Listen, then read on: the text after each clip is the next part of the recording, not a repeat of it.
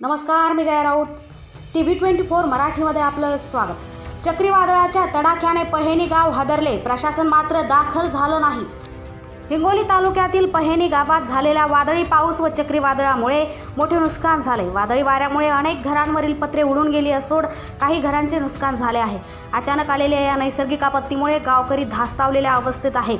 घटनेची माहिती मिळताच पत्रकारांनी घटनास्थळी धाव घेत नुकसानाची पाहणी केली आहे. मात्र अद्याप प्रशासनातील कोणताही अधिकारी किंवा कर्मचारी गावात पोहोचलेला नसल्याने ग्रामस्थांमध्ये नाराजी व्यक्त होत आहे. नुकसानग्रस्त नागरिकांनी तातडीने पंचनामा करून मदत देण्याची मागणी केली आहे. TV24 मराठीसाठी राजू मगर, हिंगोली. मी ज्ञानेश्वर लिंबाजी उमळे राहणार पहिली तालुका जिल्हा हिंगोली. काल वादळीमुळे माझ्या घराचं भरपूर नुकसान झालेलं आहे. पाणी असल्यामुळे घरामध्ये एक पत्र पण राहिलेलं नाही. कारण माझ्या घराची तुम्ही आता परिस्थिती बघू शकता.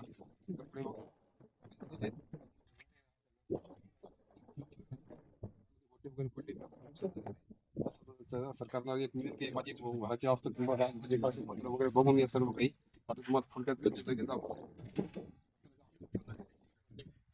पत्र वगैरे पूर्ण भिजलेले आहे. एवढे दगड घरावर पडलेले, हे पत्र वगैरे पूर्ण उडून गेलेलं आहे.